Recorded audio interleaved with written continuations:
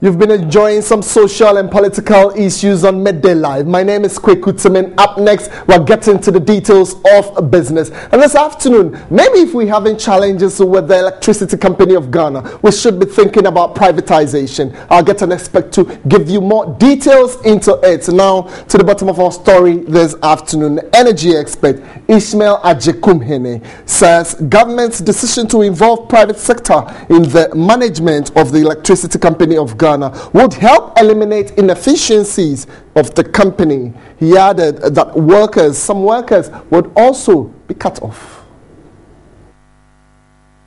In August 2014, Ghana signed the second part of the Millennium Challenge Compact worth $498 million.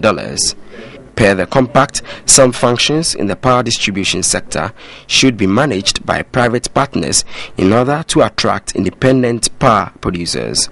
Energy expert Ishmael Ajekumhene said ECG needed immediate change to reduce the revenue losses made by the company. ECG's problem is not entirely managerial.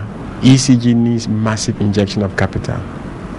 Any attempt to improve upon the performance of ECG without that wouldn't yield any dividend. I'm not going to be emotional about whether ECG should be owned by government or not. I would rather have a private sector run something efficiently than have a government system that I can't even take them to court. Currently, government is considering the option of partial privatization. Ishmael Ajekumhene was of the view that government should negotiate properly in order not to create losses for the country. I can understand the concerns of the utility staff, the ECG staff, because inevitably some people are going to lose some job, because if it's established, the moment it's established that there are 50 people doing the work of 20 people, then obviously some people are going to lose their job. But if that's what it takes to fix the ECG that we all don't want to see the way it is, then I think we need to go for it. ECG is faced with the problem of clearing debts owed the power generators. Ishmael Ajekumhene advised government to hasten with the process of restructuring in order for services to improve. Already, 10 international companies and 2 local companies have shown interest in investing in ECG. It is expected that the restructuring would help improve power distribution in the country. So definitely with our best bet being privatizing the electricity company of Ghana. More details on this particular story in our subsequent bulletins. But let's still stay with business. And here almost 4 billion cedis was generated as revenue from both mining and oil and gas sector. That was in the year 2014 or in 2015. Now, however, some members of civil society group are calling for more transparency despite efforts by the Ghana Extractive Industry Transparency Initiative. The Ghana Extractive Industry Transparency Initiative on Tuesday released the oil and gas report for 2012 and 2013 and the mining report for 2014. Unlike previous reports, these ones included information on beneficial ownership and other contextual information. But some civil society organizations say, though the reports are satisfactory, there still are gaps that need to be addressed to achieve true transparency. These 2 reports tell us all the benefits that we are deriving from the extractive industries. But what they do not tell us is how much it has cost us as a nation in extracting the resources that commonly belong to us. Until we find a way to compute the social and environmental cost of extracting our natural resources, the EITI will still leave a lot to be desired. Our tax law has legal provisions to address the issue, but these provisions are, in my view, insufficient.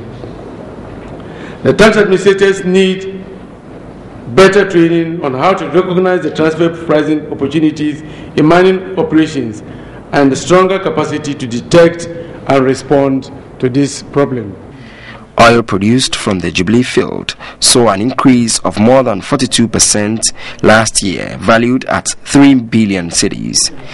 Mineral royalties from the mining sector was close to 500 million cedis in 2014, while corporate taxes from the same sector also stood at a little over 441 million cedis, a drop from 19% of total government revenue in 2013 to 11% last year.